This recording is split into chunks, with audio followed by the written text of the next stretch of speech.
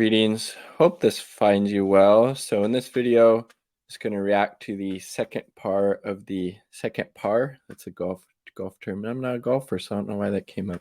The second part of the Jimmy Dore interview that he had with Cornel West a few weeks back. You'll find the first part on my channel. So if you're interested in that analysis, check that out. So we're just jumping in about halfway through. They're just finishing up their kind of back and forth, talking about, Jimmy Dore's perspective is that we can only, politicians should only be focusing on class, just really hammering that message. Don't focus on anything else.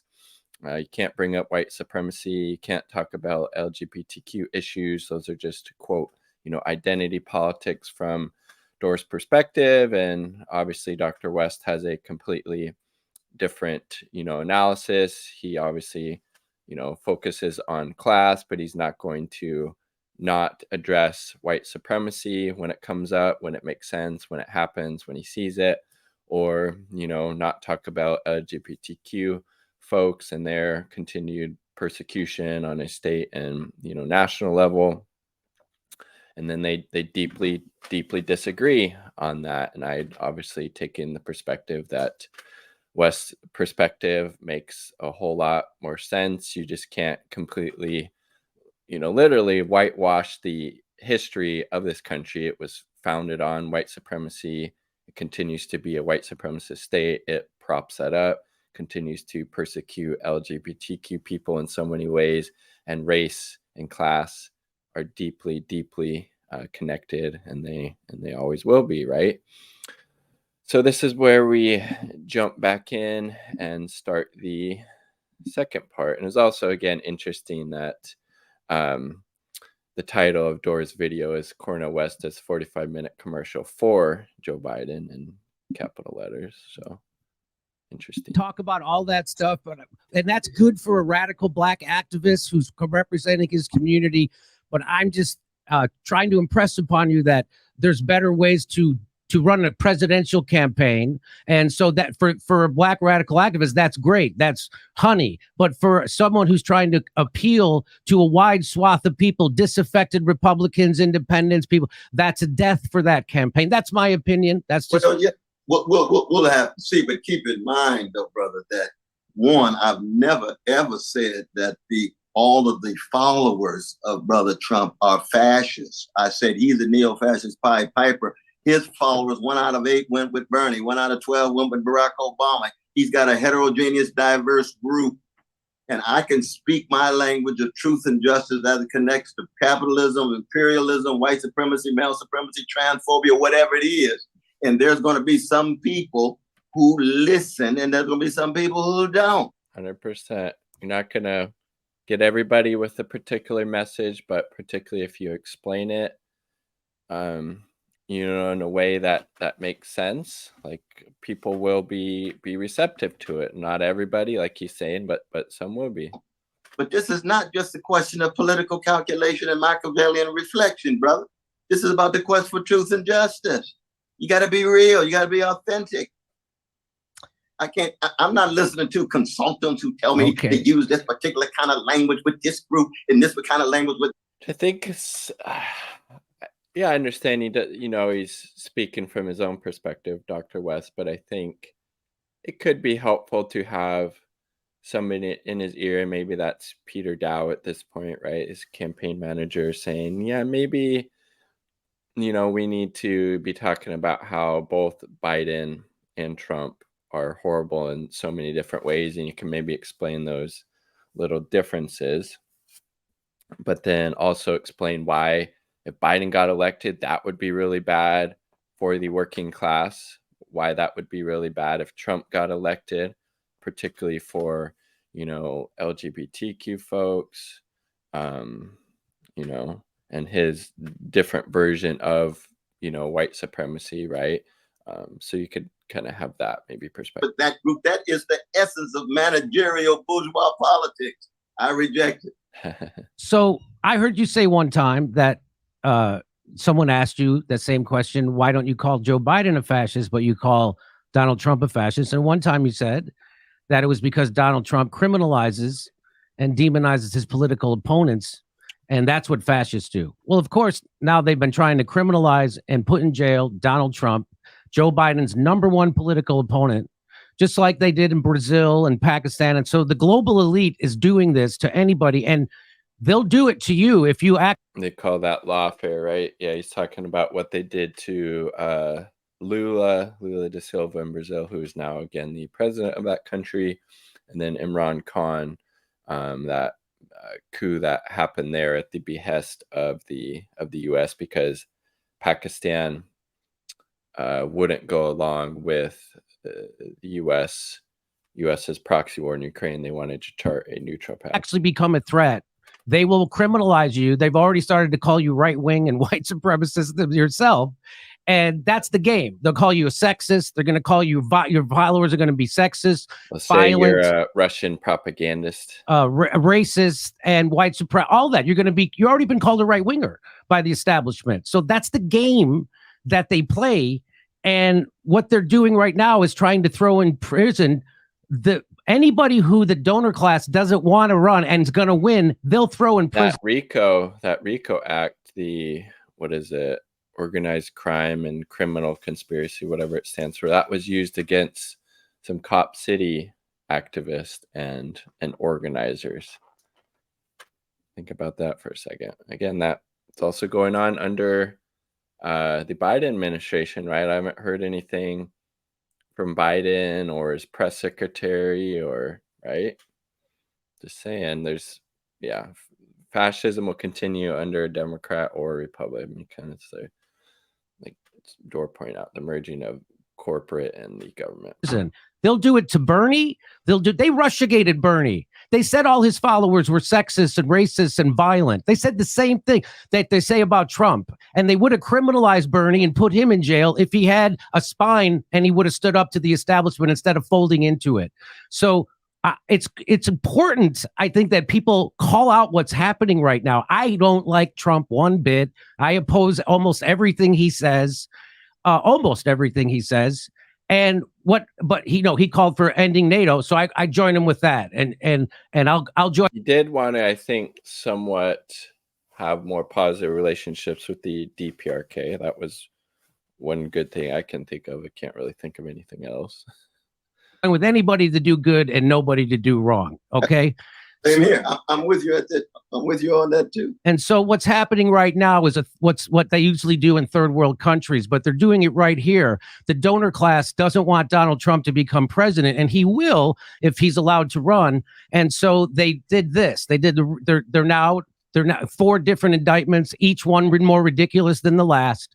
And here, RICO, the Georgia anti-racketeering law, is being used to charge Donald Trump. And now the reason I bring this up is because they're the same people that did that to Donald Trump are using the RICO charges to go after activists from Stop Cop City. So let me just give you the story and then you can comment on it. So sure. Georgia prosecutors have filed racketeering charges against 61. Interesting he's mentioning that because I haven't watched this before. People accused of involvement with Stop Cop City, a protest movement against a controversial Atlanta police training facility. The list of defendants suggests, which the community there is completely against, and I think it's several $100 million. It's taking out this, forested area in the city to, militarize cops further there, and then it'll also be cops traveling from, different parts of the country, probably honestly, in learning about how to curtail, different protests and social movements, right? That the case implicates people who have already been arrested on tenuous evidence, like a legal observer who was jailed while monitoring protests in the USA, but land of the free. Activists who ran a bail fund for other defendants, and a trio of activists arrested while handing out flyers with the name of a cop who killed a fellow. Yeah, the protester, I forget their name, but they had their hands up, like something like that, in front of themselves, like, no gun or anything. They're shot. something like 50 fucking times. It's executed by that cop. Fellow protester. The RICO charges come as Georgia's RICO statute receives national attention. Donald Trump and a collection of his associates were charged under the state's severe RICO statute last month. Sorry, but I'm much more concerned about those protesters than I am Donald Trump, to be honest, but that's just me. The same grand jury that indicted Donald Trump on RICO charges also indicted the Stop Cop City defendants. Are you getting the game now? The Atlanta Journal-Constitution reported that on Tuesday, the Cop City Vote Coalition, a group that gathered more than 100,000 signatures to put the facility's construction up for a vote this year, condemned the charges as authoritarian measures by Georgia Attorney General Chris Carr. The group also noted that charging documents described the alleged racketeering scheme as beginning before the police training facility was even announced. Lauren Reagan, executive director of the Civil Liberties Defense Fund, which has been working in support of defendants, said the scope of the case is designed to dissuade people from supporting the Stop Cop City movement. It's been very clear that Georgia's intentions and how they've conducted themselves regarding the resistance to Cop City has been to try and scare even above ground law-abiding participants from taking part. I think by roping in a legal observer and people running a nonprofit and running a lawful bail fund is absolutely intended to scare people from supporting this cause now and in the future. In September of 21, Atlanta approved plans to build a police training facility dubbed Cop City by opponents in the city's South River Forest. The plans were controversial. Approximately 70% of locals who weighed in during a public comment opposed the facility, citing its cost, $90 million, its environmental impact, and its potential effect on. And cops don't make people safe. Having, well-resourced communities do. Access to a livable wage job, healthcare, mental health care, housing, open space, good food, ability to, have positive impacts in their community, etc. That stuff makes people safe. Cops don't. On over-policing in Atlanta. When the city moved ahead with the plans for construction, activists protested on the proposed construction site. Police shot and killed a protester, Manuel Tortuga Esteban Paez Terán, in January when they accused Terán of firing a gun. Subsequent autopsies have cast doubt on those claims. Soon after Terán's killing, police charged 19 more Stop Cop City activists with terrorism, despite many being accused of nothing more than misdemeanor trespassing around the proposed construction site. In a later, like the article point out, it's all aimed at, intimidating future movements, people that might be interested in standing up against state, repression, whatever that may look like, to chill that, have a chilling effect. Later crackdown, police conducted mass arrests at Stop Cop City Music Festival, accusing some people of engaging in property damage at a nearby protest. On the questionable basis that those people allegedly had mud on their shoes. The music festival was held in a forest.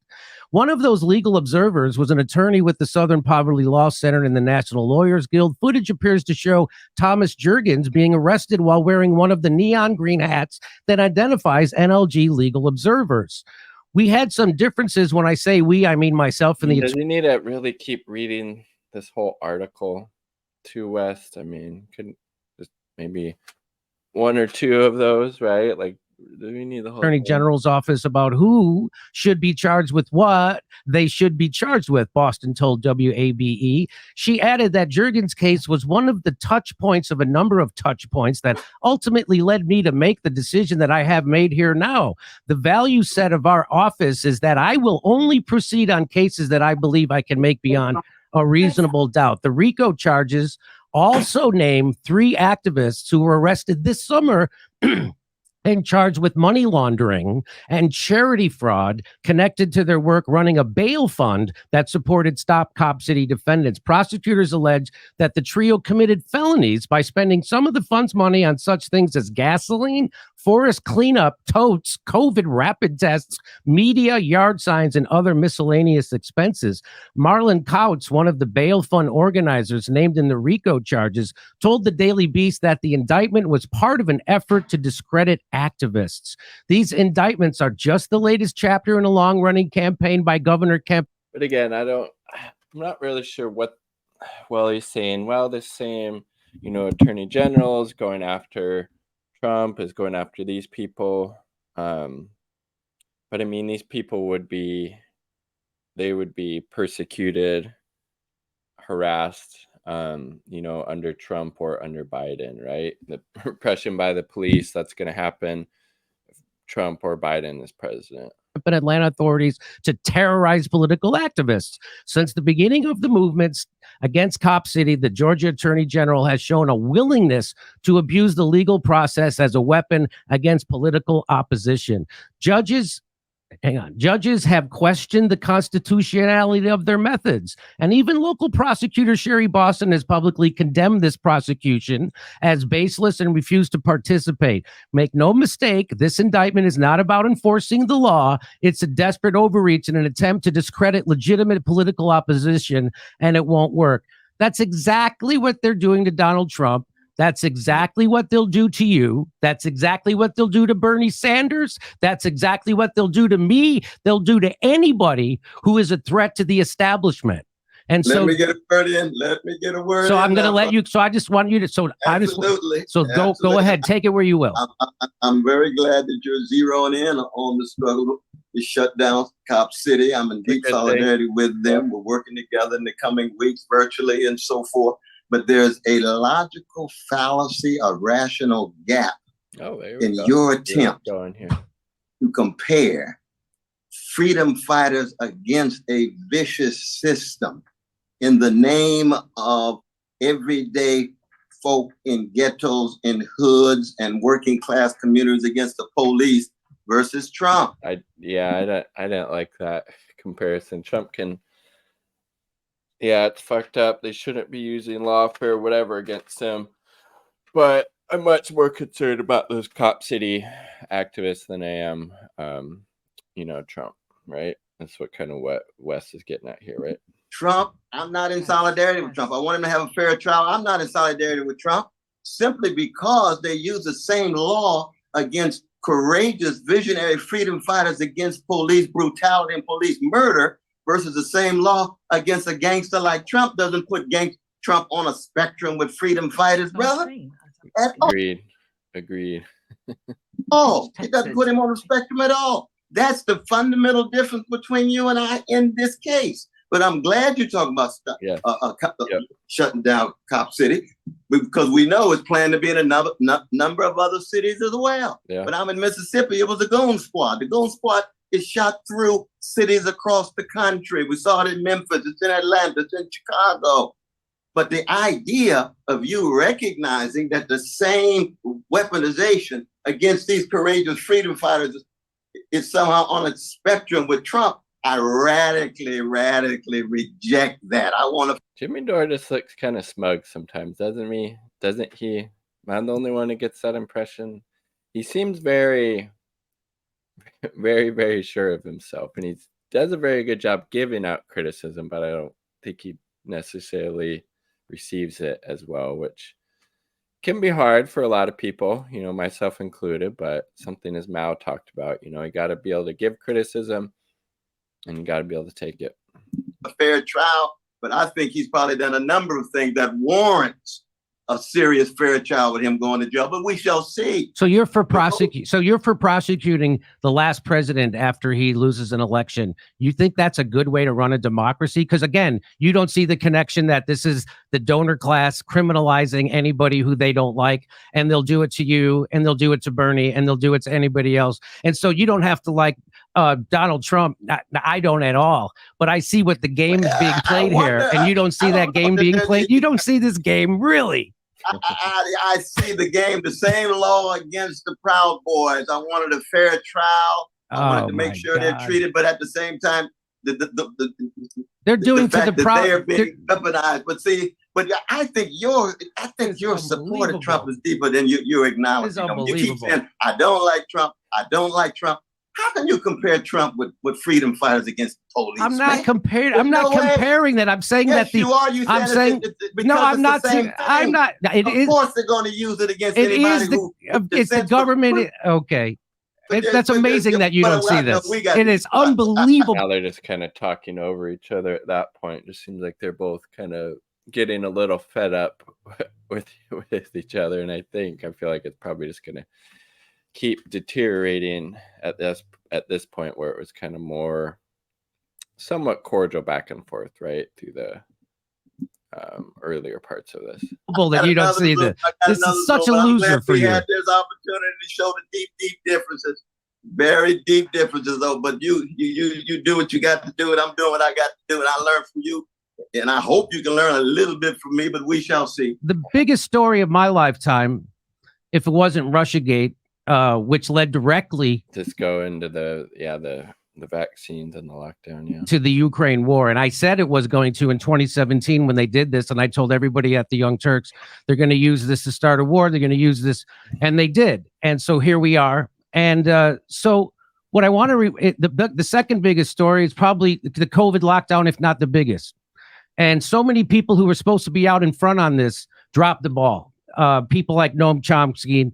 So here's the Green Party, what they said. They said the Green Party, which you're running with, the Green Party of the United States Steering Committee strongly supports the use of vaccines, vaccine mandates, and quarantines as part of a comprehensive public health effort to curb and eradicate the novel coronavirus pandemic that has swept the globe since early 2020. The whole thing was... I think you can support the use of vaccines, but again, the mandates forcing people to get a vaccine, I'm definitely against that part, because just people having bodily autonomy, and the research has shown it doesn't really necessarily stop you from spreading it, but it has been shown to be pretty effective, particularly if you have underlying conditions. It might be a good idea to get the vaccine. And then as far as quarantine goes, my perspective is if they're going to do that, then they need to make sure people aren't being swept to the side, economically, right? You just can't have people not be able to go to work or go anywhere, whatever, and then not take care of them economically, which did happen for a while, right? Was a hoax. And here's what the Black Caucus of the Green Party said. They said the National Black Caucus of the Green Party of the United States strongly opposes the use of forced vaccination via mandates and the discrimination that is being generated around these policies. Lockdowns, mandates, and passports are the major issue of the day, with millions of people protesting against them worldwide. In fact, what has become known as the medical freedom movement is arguably the biggest and most diverse international movement in world history. Vaccine mandates and vaccine passports are among the most vile, unconstitutional, immoral, unscientific, discriminatory, and outright... Well, Jimmy Dore is very, very stoked to be talking about this. This is one of his little, things he likes to really, really hammer on, huh? Which, I mean, that's fine, but is it really the most important thing? Like, I mean, I don't know, like, because I think a lot of those mandates have been lifted. It was really fucked up at the time. Some people lost their jobs. They should be able to get some type of, remuneration, some compensation for that. I know when I was finishing up grad school and the pandemic started, I ended up having to get the jab, first one and the second one, to go to school. Criminal policies ever forced upon the population, and goes against everything the Green Party stands for under social justice. These policies are coming from an out-of-control government at the behest of the pharmaceutical industry. The mainstream media and social media are also working in lockstep to censor any and all doctors, scientists. I mean, the pharmaceutical industry does have a very large influence on the corporate duopoly, right? And they made billions off of these vaccines, even though they were funded by the public. But that's what happens, right? It's public donates money, but then it's private profit for these corporations. And investigative journalists who have an opposing view or who even question the current mainstream media orthodoxy. Workers are being forced out of their jobs, many with medical exemptions from their doctors. Students are being denied entrance to educational institutions. Needed medical treatment is being denied. Medical privacy is being violated. Constitutionally protected rights to movement and assembly, including the right to travel, are being threatened. Rights to normal societal participation are being decimated. It has taken a while, but more recently, many medical professionals, elected officials, and federal judges have come out fully against lockdowns, vaccine mandates, vaccine passports, and of course, massive censorship. The National Black Caucus of the Green Party of the United States adheres to the principle that informed consent in all personal health and medical decisions is an inalienable human right. Under no circumstances shall any medical treatment or procedure, including psychotropic medications, vaccines, or other injectable treatments, be mandated or coerced. Individuals should be allowed to protect and heal themselves in a manner that best to know if you're, involuntarily committed, or if you're, locked up in jail or prison, like you're forced to take all kinds of fucked up stuff beyond your will, which is horrible, like they're pointing out. Supports their medical spiritual beliefs. So I just wanted, I don't understand why you aren't outraged by that. Do you share the sentiment of the Black Caucus of the Green Party, and have you talked to them? Well, one thing, it's good to have a Green Party where you have a variety of different voices that are clashing and the tensions are very real. I think there's no doubt that the pharmaceutical company has played a disproportionate role in shaping public policy. I think the kind of concerns that you and RFK Jr. and others have certainly are well grounded in that sense. On the other hand, we know there's been a whole host of vaccines in regard to other kinds of illnesses that are much more effective. The question becomes making sure, and one of the things I want to do, I want to have a truth commission to find out exactly what was the level of corruption that took place during these years, be able to see not just the text, we know the books are out there, but to have a truth commission so that we can see what voices were marginalized, what voices were pushed aside, and make sure it never happens again. I resonate with the spirit of what my Green Black brothers and sisters are saying, but the Green Party itself does allow this kind of disagreement and so on. But I'll say this though, brother, I know I got to go, but I must say, see, this is where you and I do in some ways live in different worlds, because as crucial and as important as the issue of vaccines and the COVID situation was, when you say that's probably the most important issue in your lifetime or in the last 25 or 30 years, in light of all the wars, in light of what Palestinians are going through, in light of what workers are going through, 63% of them are living paycheck to paycheck, in terms of all the vicious attacks of the police and the murders and so forth, and yet this vaccine issue is the most important thing. I say, okay, that's my dear brother Jimmy. He's got a right to raise his voice. I'm not going to in any way push it. Jimmy's ready to clap back. Look at him. Yeah.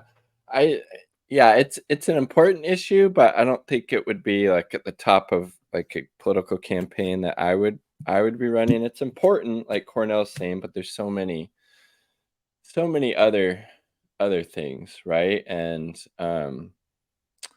it's kind of interesting too that Jimmy wants this to be a focal point of West's campaign, when it probably, like, going that route would probably alienate some voters, which Jimmy seems concerned about because he doesn't want Cornel to talk about white supremacy at all or LGBTQ issues. So I find that that dichotomy kind of interesting, what he really wants Cornel to double down on and what he doesn't want him to talk about at all.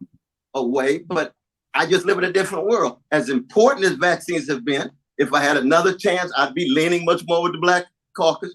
But when I think of the weightiest issues, vaccines does not come immediately to mind.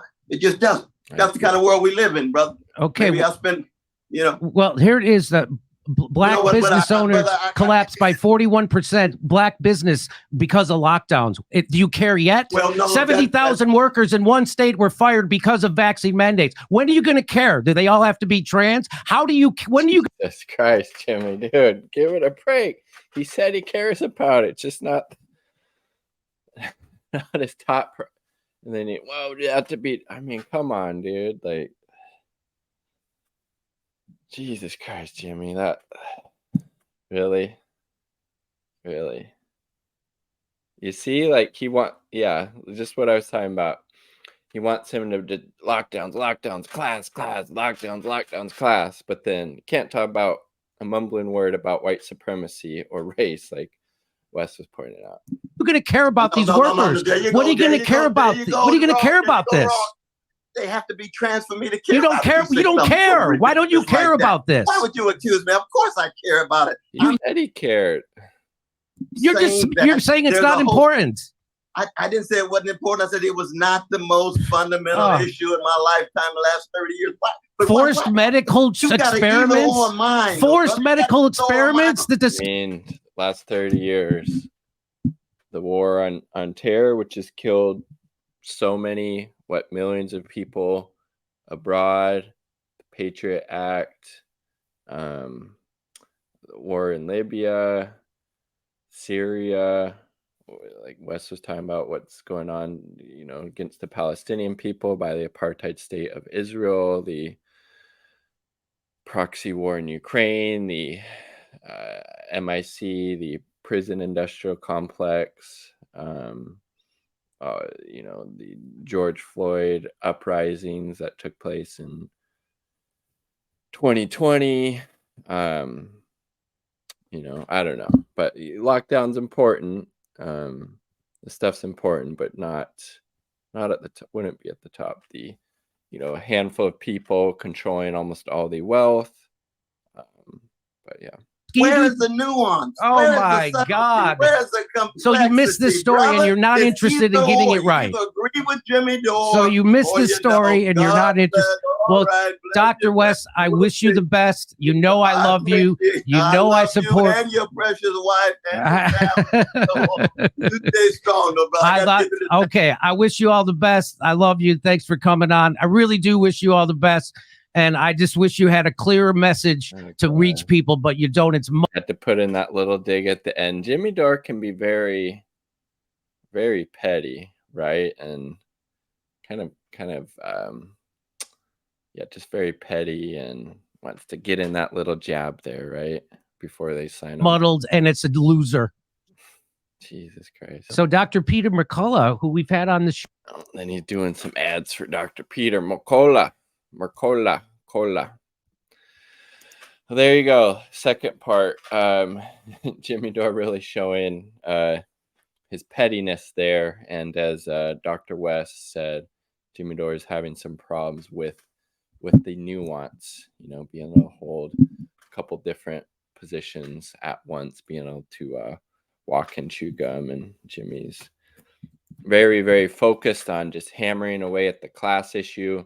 Can't talk about anything else, just class, and apparently, stuff related to COVID. Everything else, more or less, off the table there. Not a mumbling word. Can't say a mumbling word about white supremacy or the, oppression that LGBTQ folks are facing. Got to be class, and the lockdowns and the COVID mandates, everything else. Just zip it. And that little jab at the end showing Jimmy Dore can be quite petty, and I was going to say childish, but that gives a bad name to kids who are just, little humans. So peace, much love. Hope this finds you well. Let me know what you thought about the second part of this interview that Dore did with Cornel West. Peace, much love.